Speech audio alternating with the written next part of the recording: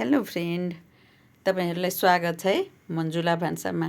हेर्नु, कति दिनपछि आज मैले फेरि एउटा रेसिपी लिएर आएको।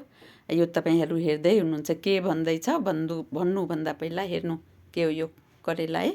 यो अहिले करेलाको सिजन, सेतो खालको करेला हो यो। कस्तो हेर्दा ओहो यस्तो मजाको कि थाम्नै नसकिने। यसलाई नि ल्याएर मैले यस्तो आरामले काट्नु, मजाले यस्तो लाम्चो खालको काट्नुपर्छ। अब के बनाउने त्यो म भन्दै जान्छु है त, हेर्दै गर्नु।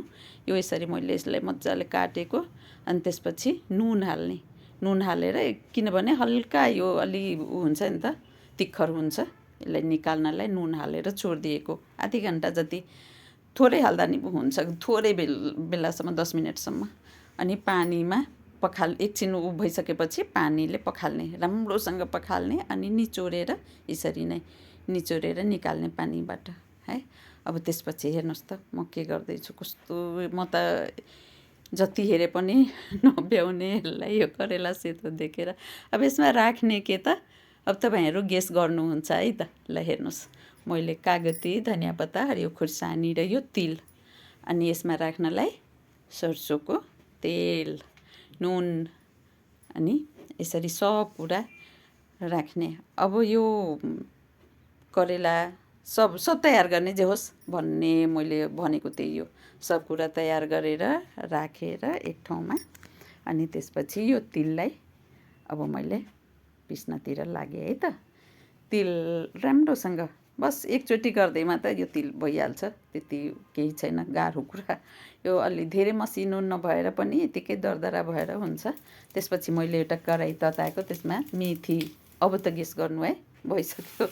अब मेथी हालेर अब यसलाई एकछिन फ्राई गर्ने।